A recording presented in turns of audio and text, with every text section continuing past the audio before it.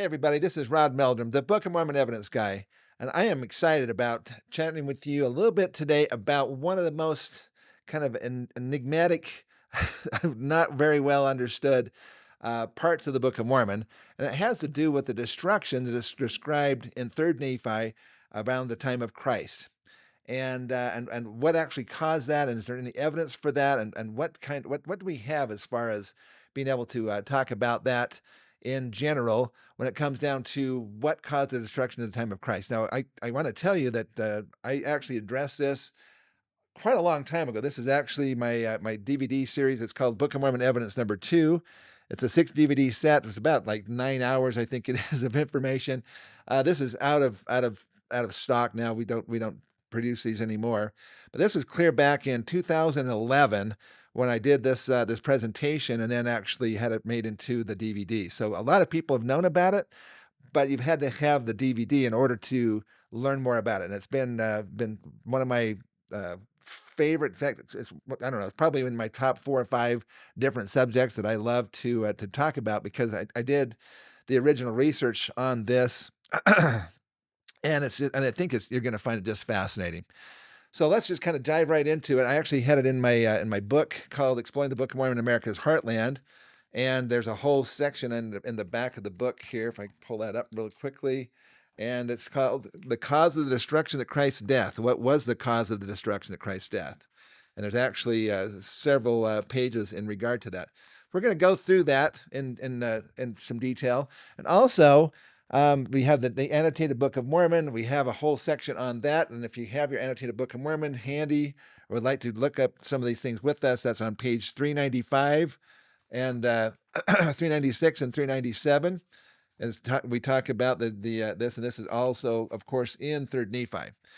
So let's just jump into the destruction itself. Now, in the longer version of it, I actually went through and we looked up every scripture. You're basically going to find these all in 3rd Nephi chapters 8 and 9 is where it describes the destruction around the time of Christ's death. And also, just for your help, I've got a worksheet that I did a number of years ago, and it's actually it's called "What Caused the Destruction at the Time of Christ's Death" in the Book of Mormon.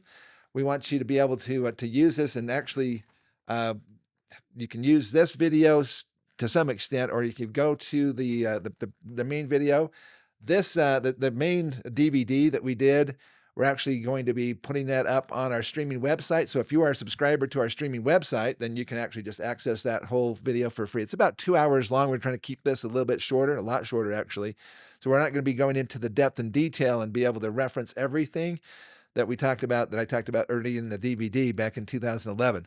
But we also have some new things to add to that, which is kind of exciting. So hopefully you're going to enjoy this deep dive, brothers and sisters, into the destruction that caused the destruction at the time of Christ's death that caused all of these things to happen. So if we just jump in, I'm just going to go through the list really quickly rather than looking up all the scriptures. You can do that if you'd like. Just go to 3rd Nephi chapters 8 and 9. And one of the first things that's mentioned is a storm. There was a great storm and a tempest. It also tells us the time of the year that this happened. It says it was on the first day, on the 4th day of the month, I believe it was. Let me just look it up really quickly so I make sure I've got that correct. But here is basically what it's saying in regard to this destruction that was happening at the time of Christ's death. So in chapter 8, he says, this is 3rd Nephi chapter 8, verse 1. He says, "Now it came to pass that according to our record," and we know our record is true, "for behold, it was a just man," who's Nephi, he was the son of Helaman, that actually was kept the record, "who did keep the record, for he truly did many miracles in the name of Jesus, and there was not any man could do a miracle in the name of Jesus, save he was cleansed every whit from his iniquity. Now it came to pass that there was no mistake made by this man in the reckoning of our time. The 33rd year had passed away, and the people began to look with earnestness for the sign which had been given by the prophet Samuel the Lamanite. Yea, for the time that there should be darkness for the space of 3 days." It says in verse 5, "And it came to pass in the 34th year, on the 1st month, on the 4th day of the month, there arose this great storm." And it says, "And there was also a great and terrible tempest, and there was terrible thunder." And so as you go through this, you're going to see all of these different things. Now you have essentially the prophet Nephi writing this down. It actually ended up in the Book of Mormon here. I'm going to leave that open. And they describe in quite amazing detail what was going on at this point in time. Okay, so right here is the list of what was actually observed in the Book of Mormon that is being described here, okay, by the prophet Nephi. So first off, there was a storm. Secondly, there was a tempest. Third, there was thunder. They talked about it shook the whole earth. Number 4. Number 5 is there was lightning, a great lightning storm, basically. You have number 6, there were cities that were burned. There were cities that were sunk into the sea. Number 7, there's earth that was carried up on a city. The whole face of the land was changed. It talked about whirlwinds and the quaking of the whole earth. That kind of goes into the shaking the whole earth, but this is quaking. It's a little bit different. Highways broken up, number 12. Number 13, the level land was spoiled. Number 14, there were the smooth places became rough. And number 15, cities were sunk. Number 16, the face of the whole earth was deformed. Number 17, the rocks were rent in twain. Number 18, there were seams and cracks upon the face of the land. Number 19, there was thick darkness on the face of the land. In fact, they talked about it being, number 20, a vapor of darkness that was on the land. Number 21, they couldn't build a fire. Even with their best dry wood, they couldn't build a fire. He said there was no sun, moon, or stars for the space of 3 days. There was there's mists of darkness. One in number 20 called the vapor of darkness. Another kind, it said in 23, it says it was mist of darkness. Number 24 says there was 3 days of this darkness. Number 25 said there was city covered with earth. 26, cities buried in the depths of the earth. Number 27, water came up out of the earth. And 28, hills and valleys in place of cities. Now, that's 28 different observations. And so I wanted to find out, back when I was doing this research, I said, so how well is there some kind of a phenomena that would happen here in the heartland of America that could account for at least a major portion of those? I mean, it would be pretty hard to have 100%. Okay, but very well maybe that you get, if you got 80% of the observations and you can actually tie it to another a physical event, then that would be a pretty close. It'd be, at least you'd have the propensity of having something that kind of makes sense with what was observed in the Book of Mormon. Now, there's been a lot of speculation about all this whole thing. That's why I wanted to go into some more detail on this. Several years ago, back in 2011, Dr. John L. Sorensen, and just so you know who he is, he's the individual he's the guy that wrote An Ancient American Setting for the Book of Mormon, which has kind of been the handbook of instruction on Book of Mormon geography for some 30 years or so. And he basically he speculated the Book of Mormon happened down in Central America, of course. He then followed up with a book just a few years ago called Mormon's Codex by John Sorensen, and it goes, as you can see, it's a very thick, big book here for Mormon's Codex, and I have a lot of notes and so forth in there. But he's kind of been the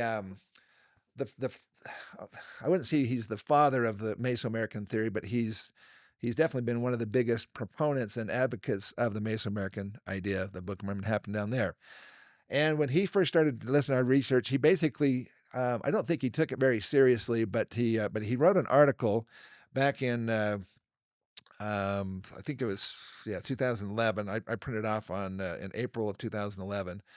And it's called, it's from the Book of Mormon Archaeological Forum, which has now been taken over by Scripture Central and Book of Mormon Central. Although we could not find it, so maybe they've actually taken this down, and it's probably a good thing because it's got some real problems. But anyway, so this is, it was originally published by Book of Mormon Archaeological Forum. It's called John L. Sorensen, A Whole Bunch of Reasons Why Book of Mormon Geography Could Not Have Included North America. And I want to bring up number the number 20 here. I'm going to bring it up on the screen so you can see it. Okay, so I've got it up here so you can actually see. Here's their article that is going on, and it's number 20. So I'm going to come down here to number 20, and it's kind of funny. I mean, you can tell he wasn't taking it very seriously when you don't start off a academic journal article with a whole bunch of reasons. That would be kind of weird. But anyway, so this is number 20. It says, it is obvious from the description of the great catastrophe at the crucifixion of the Savior that volcanism must be involved as a natural cause of at least the darkness. In eastern North America, this is out of the question. There are no volcanoes there. And actually, it turns out that John Sorensen is at least partially correct in regard to that. There aren't volcanoes per se in the heartland of America, but we do know that there were super volcanoes out here in the west, like the Yellowstone caldera and the Yellowstone volcanoes, and we know the northwestern part of the United States, like Mount St. Helens and Mount Rainier and all these other volcanic mountains that are along there. And if they went off, the ash and the steam that they would blow into the atmosphere could in fact affect the eastern part of the United States, or basically the Midwestern part of the United States, which is where we are making the claim that the Book of Mormon happened here in the heartland of America. So there is that possibility, but there aren't any volcanoes right in the general area, and so that's been kind of assumed that was the case. And as I was doing this research, I started looking and saying, well, okay, there's really not any volcanoes, but does it specifically say anything about volcanoes in the Book of Mormon? I mean, in other words, are there any words that are being used in the Book of Mormon? You can go to this here now and take a look at this. So those, by the way, that's the list of the items from the observation of the Book of Mormon. But if you go down here a little bit further, these are words that are generally related to volcanic eruptions, but they're not found in the Book of Mormon. Like, for example, the word volcano. I have had people say, well, the word volcano didn't exist in Joseph Smith's time frame. I doubt that very highly, because I've looked up in the Noah Webster's 1828 dictionary, and the word volcano is clearly in there. It also has ash and clouds and lava, although it does not have magma. Magma was a term that was kind of coined later on. But things like explosion, a river of fire, falling rocks, rumbling, those kinds of things are things that would typically be related to a volcano. But is there anything in the Book of Mormon that says, okay, this is absolutely a volcano, unquestionably a volcano? And the answer to that is no, there's not. But it's been assumed by the entire Mesoamerica theory advocates that had to be the case. In fact, there's even a whole book written about it. It's called The Geology of the Book of Mormon by Jerry Grover. He is a civil engineer, and he also is a licensed geologist. Right here, it talks about that in the very beginning of his book here. Professional structural engineer and a licensed professional geologist. Okay, so he is a geologist, which is great. But one of the things that I think is fascinating is at the very beginning of the book, in the introduction, this is how he starts the book. He says, "My very first breath of life was taken on the extinct volcano Kawa'alu, I think it is. As a young missionary in Sicily, I sat up late at night, fascinated by the bright red incandescent light lava streams moving down the slopes of Mount Etna, and hearing the booms of dynamite detonated by the desperate Italian geologists and engineers who were trying to divert the lava coming off the volcano and keep it from destroying homes and buildings." And he says, as a young man, I spent months traipsing through the deserts of Nevada, mapping and drilling ancient volcanic deposits with the hopes of detecting traces of gold deposited in or beneath the volcanic deposits. He says, and actually, I found some.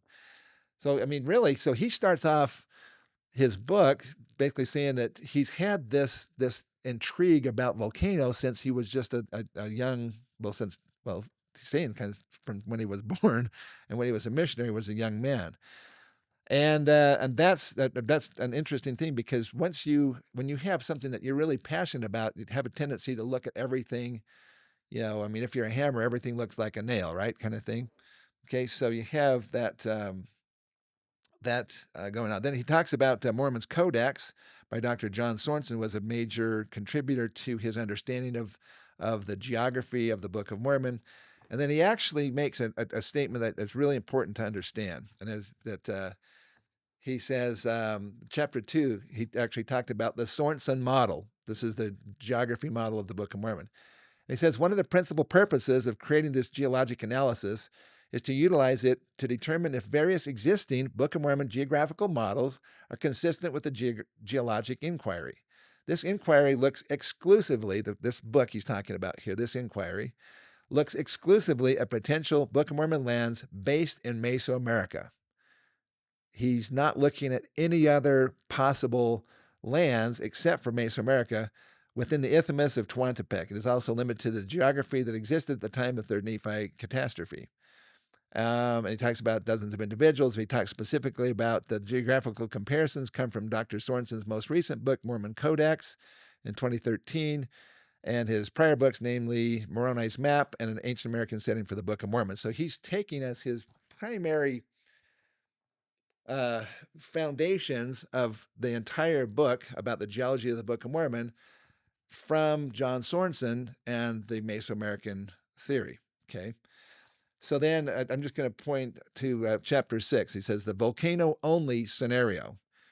In order to begin correlating Third Nephi events to locations on the ground, there are 3 potential primary hazards to consider that will drive all the secondary hazards and damage. Number 1, volcanic activity. Number 2, earthquake activity. Number 3, a large storm or hurricane.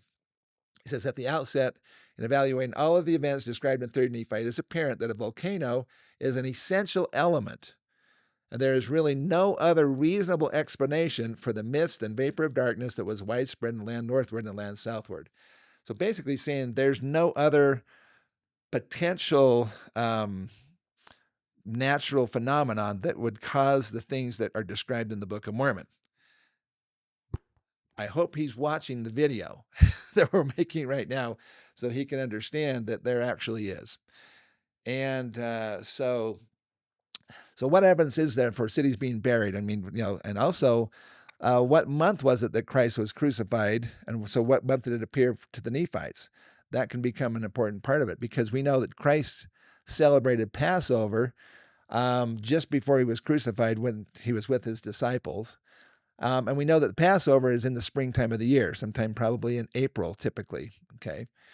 And if that's the case, then the destruction that happened following his death here in America would have corresponded to that same time of year. So it would have been sometime in, the early spring of the year. And if you take a look at the heartland of America, which is our proposal for where this is all taking place, what is typically happening in the spring in the heartland of America from a weather standpoint? We just talked about weather and climate here in a deep dive presentation here just the last couple of weeks. And of course, it's in the spring, we have tornado season, whirlwinds. Okay, so this would be the right time of the year for whirlwinds to be happening. And so the question really becomes, what is it then that was in the heartland of America that may have caused the destruction that's being described in the Book of Mormon? That's going to be required. I'm going to have to pull out my secret stash of information here. So I'm going to pull this out. So I got all of this. So this is a book that actually I discovered when I went back to New Madrid, Missouri, to the Earthquake Museum there.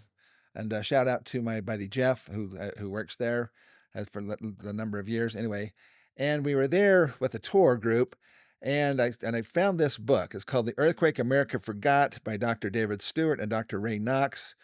And it talks about 2,000 tremblers or earthquakes in 5 months. Now, I had heard of the New Madrid, and probably a lot of you have heard of the New Madrid seismic zone because it has been in the news a lot the last number of years. But there's a personal account of the New Madrid earthquakes of 1811, 1812 by Eliza Bryan. And that's a source. The Lost History of the New Madrid Earthquakes, okay, by Convery Bolton Valencius. There's also the New Madrid Fault Finder's Guide by Dr. Ray Knox and Dr. David Stewart. And this is also by Dr. Stewart and Knox, The Earthquake That Never Went Away. The shaking stopped in 1812, but the impact goes on. So these books and the historical documentation between them, they have over 60 years of research and information on the New Madrid earthquakes. Now, the New Madrid earthquakes are a fascinating potential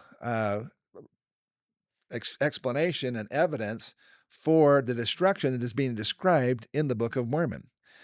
We have observations that witness earthquakes, and I'm going to play for you a few video clips from the History Channel documentary "Earthquake in the Heartland," which is I'm going to play for you a couple of those clips and just have a little bit of commentary in between that. But we'll go back to that here in just a second. Okay, so let's see here. First one is the introduction from the History Channel.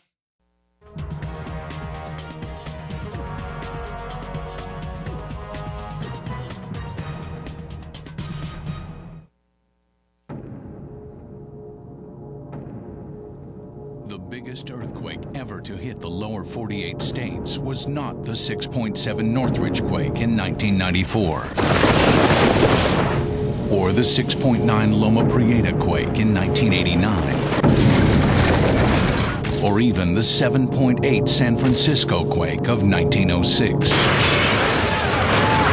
But the series of 3 quakes which struck near St. Louis in 1811 and 1812.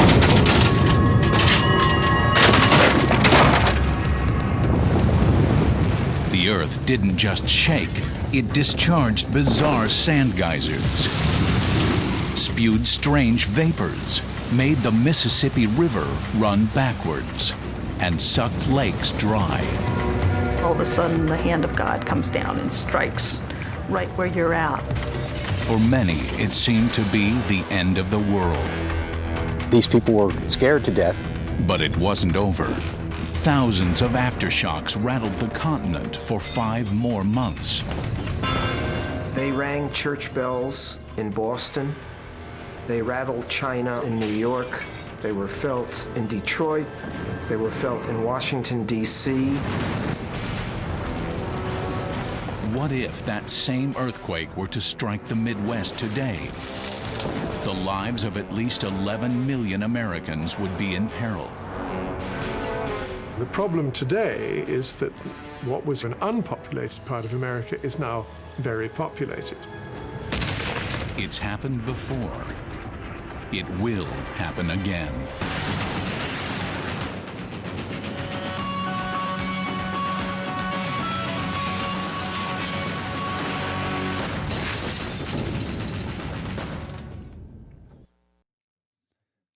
All right, so if you haven't been introduced to the New Madrid fault zone and the New Madrid earthquake sequence that happened in 1811, 1812, this is what we're going to be talking about, because I think what you're going to find here is the most incredible new evidence of the Book of Mormon's authenticity as a true historical document as we go through some of these videos here. So I'm going to go to the next one. So this is just that's a quick little introduction.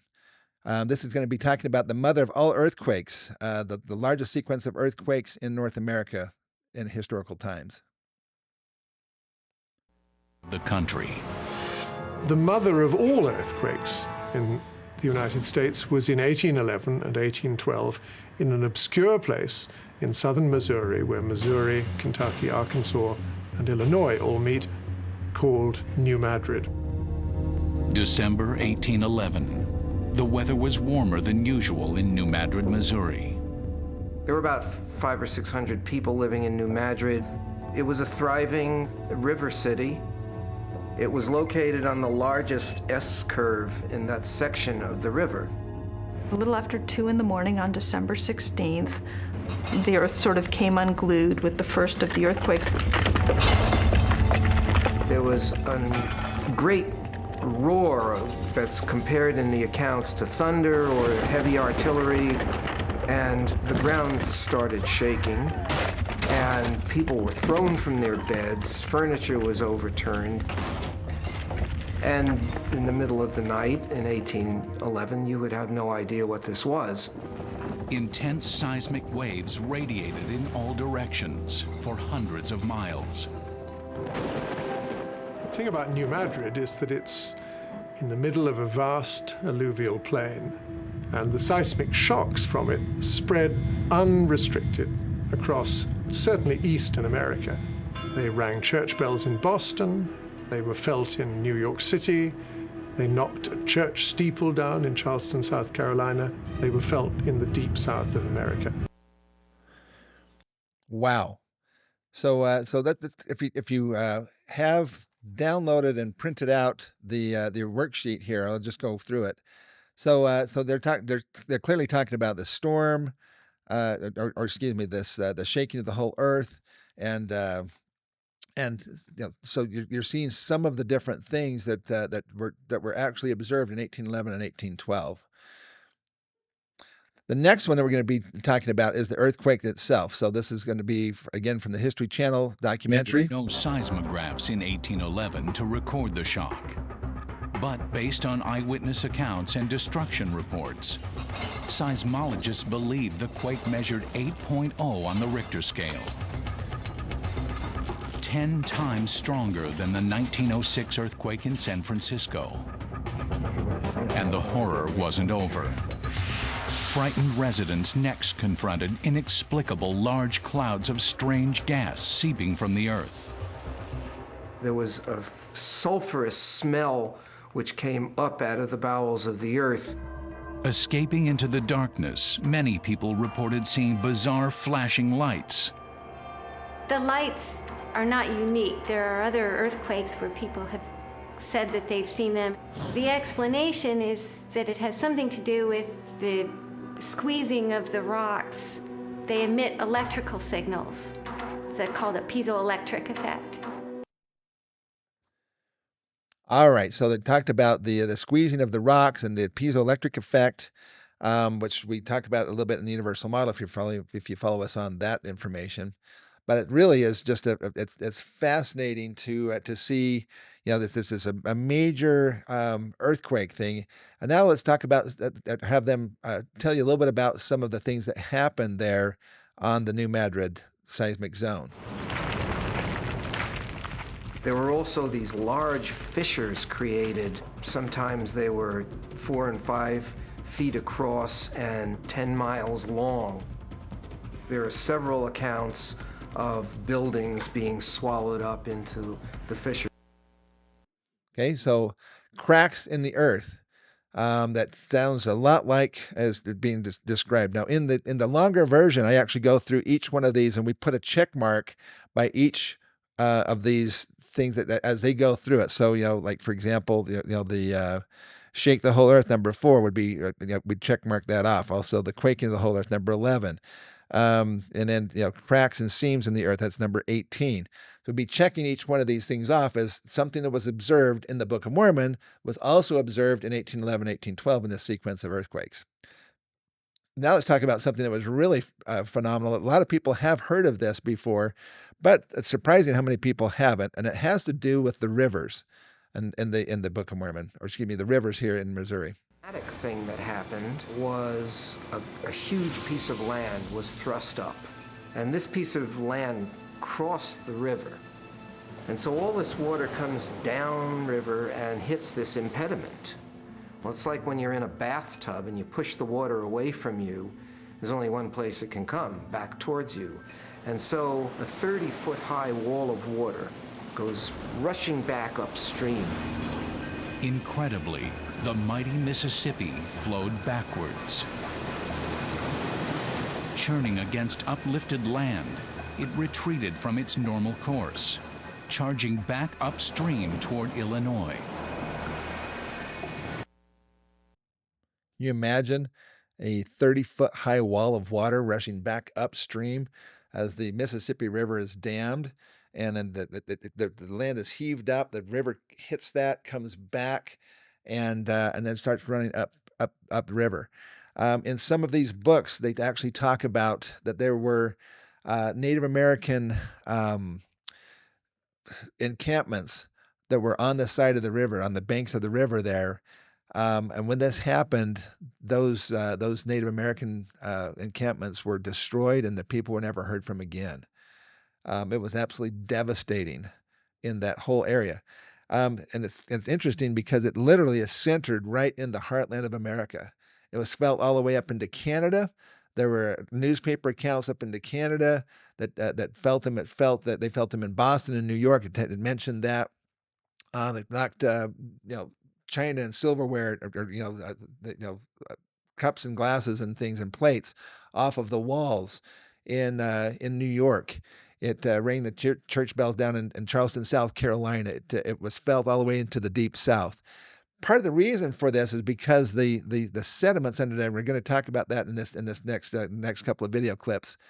But we got 3,000 feet of sediments underneath the Mississippi River Valley, and it's a big valley, and the energy from an earthquake will actually attenuate up the valleys. So it'll go up the Mississippi River Valley, it'll go up the Ohio River Valley, and you'll kind of see that in the maps that are talked about here when we get into the maps of where these earthquakes were primarily located. Now, there was another phenomenon that is just fascinating, and almost nobody knows about this, and it's called sand blows. There were areas in the New Madrid seismic zone area that were literally buried as much as 30 feet in sand. Most of it was 10 to 15 feet, but there are some areas that had much more than that. If you think about 30 feet, I mean, you talk about like a 3-story building with sand all the way up to the roof. That's how high the sand was, the sand blows that were done. And so I'm going to show you a little bit of what they show. Now, they don't have a good way of illustrating this because it hasn't been really seen. There was no cameras back in that time, and there hasn't been any big events this big since that time. But so it looks a little wimpy, but anyway. Large aftershocks. This is the little sand blow here. Of sand the sand blows that we're talking about, though, gaping fissures in the ground. Would be Geologists massive. call these strange geysers sand blows.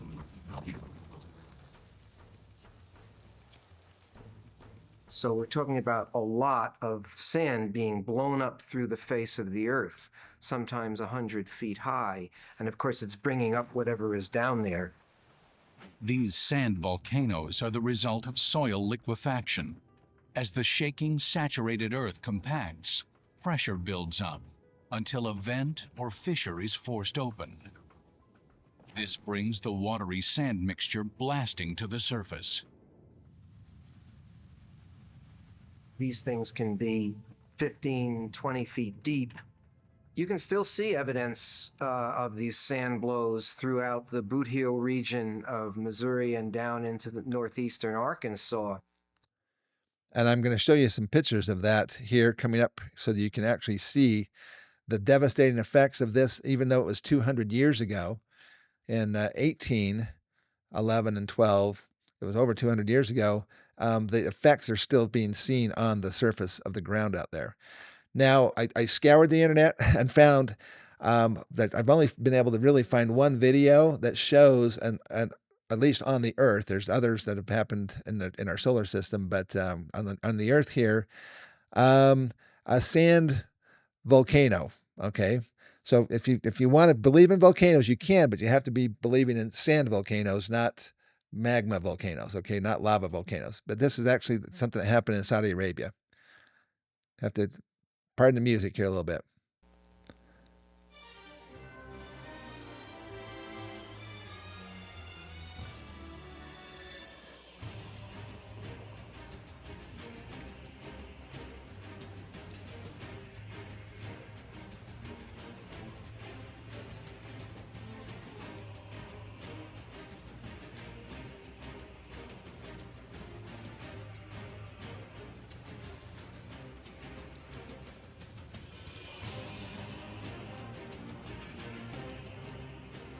Is there any volume on that at all?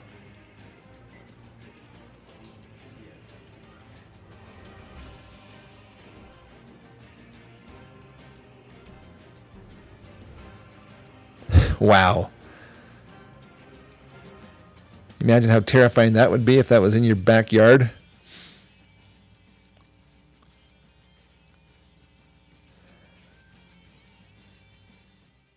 I'm not 100% sure what actually caused the sand volcano that's going on here, but you can see it's blasting out sand. Now this one lasted for about 5 or 6 hours, and it put down about about 6 or 7 feet of sand at the base of it, and spread out around the area.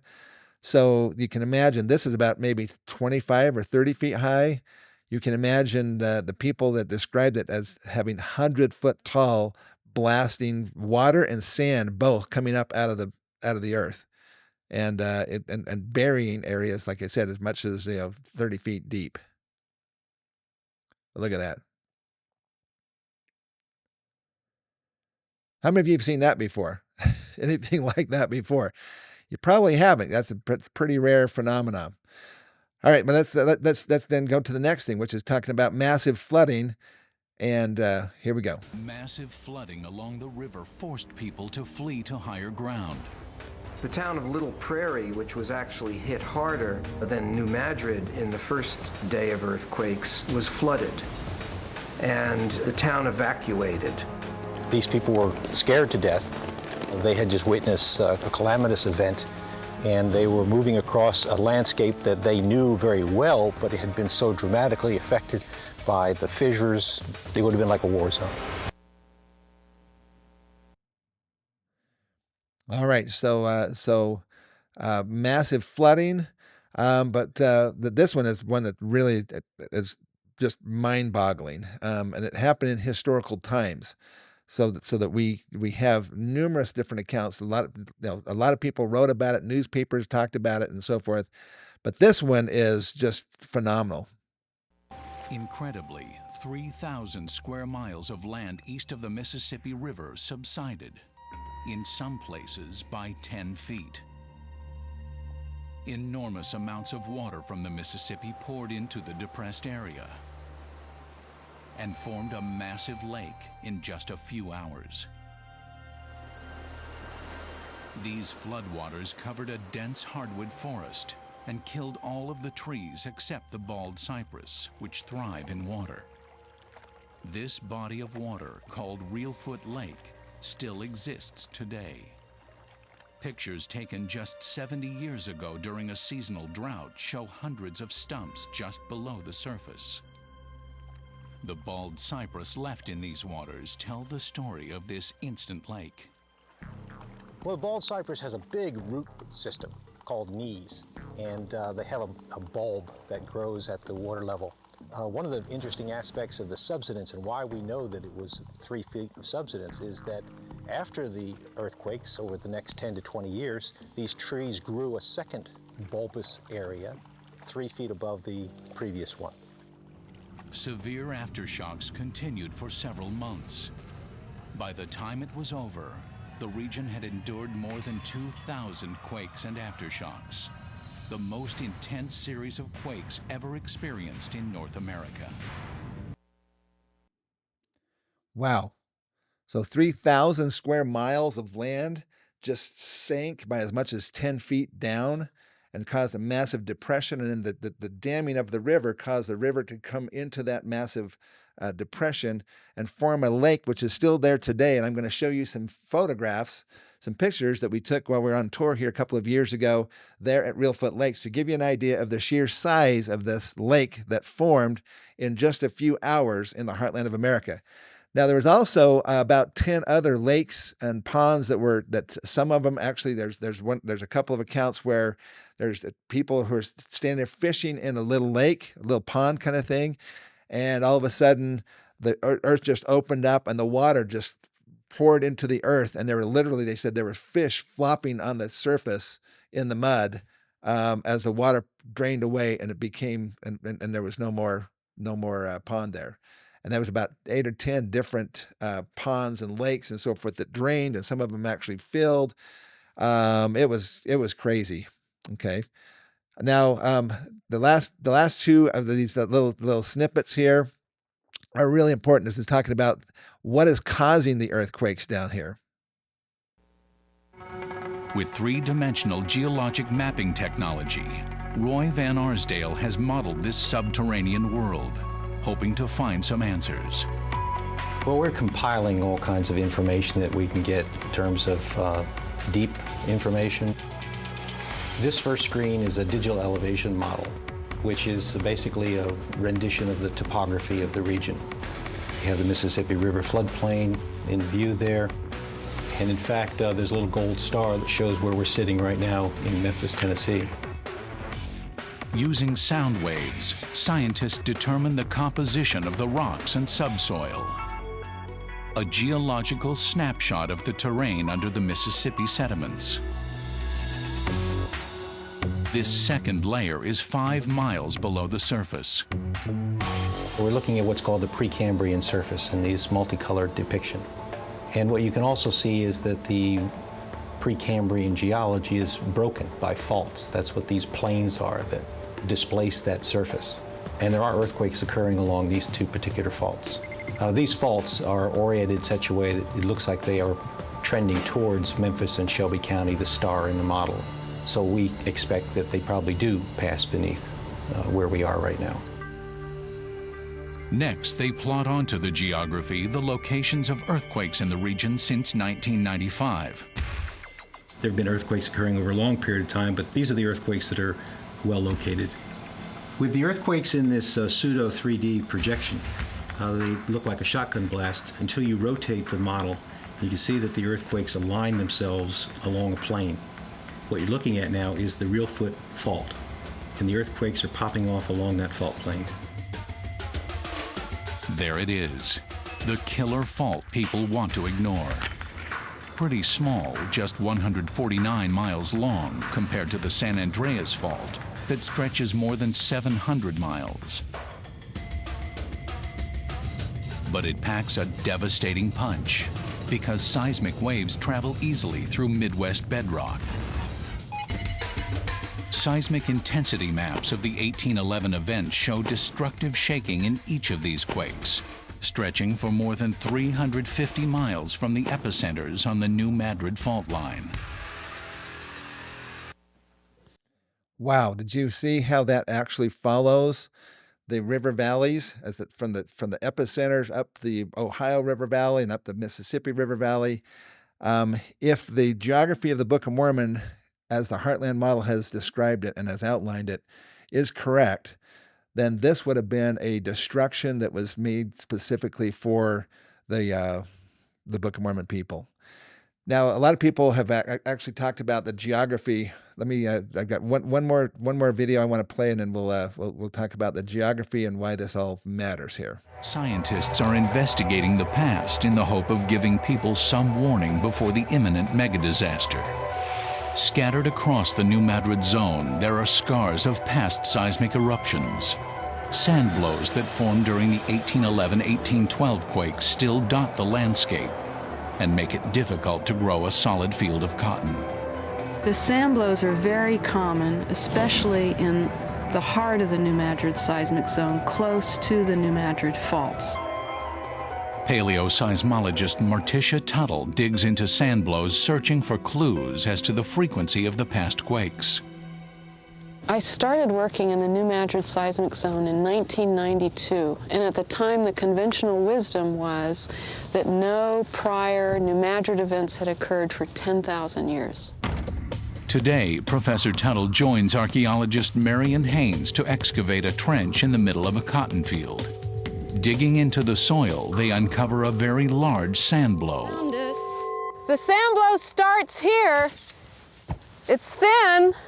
It's getting thicker. The buried soil is about 4 feet deep. Here's another beautiful vent area. The sand blow's thinning, and it ends about there. This sand blow is more than 63 feet wide on the surface.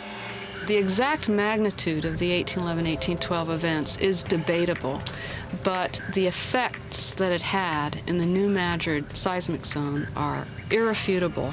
And come to the field and see the ground failure that occurred, the sand blows that formed, and you'll see that these were no small events. This would be the plow zone, and that's an agricultural horizon resulting from plowing of the fields. This sand blow formed in 1811-1812 because there's essentially no soil left above it. The plowing of the fields has destroyed what little soil had developed, and it takes time to develop a soil. Professor Tuttle suspects there may be deeper prehistoric sand blows that may hold evidence of earlier quakes. To locate older sites, she brings in a ground-penetrating radar specialist. After roping off a grid, Jamie drags the radar antenna over the ground. The radar measures soil resistance and produces this image of the subterranean world. Professor Tuttle suspects these white areas are sand blows. Excavating at this site, she finds a very unusual pattern in this sand blow. Soil with Native American artifacts, a layer known as an occupation horizon. I hope you caught that. Did you catch that? Oh my goodness. So Martisha Tuttle, a USGS paleoseismologist, they were digging down and they got below the sand blow and they found Native American artifacts. Anybody want to take a guess what kind of artifacts they found, who they were from? Yeah, they were Hopewell Mound Builder artifacts underneath the sand blow, which is incredibly like what is being described in the Book of Mormon, don't you think? I think it's just really astounding.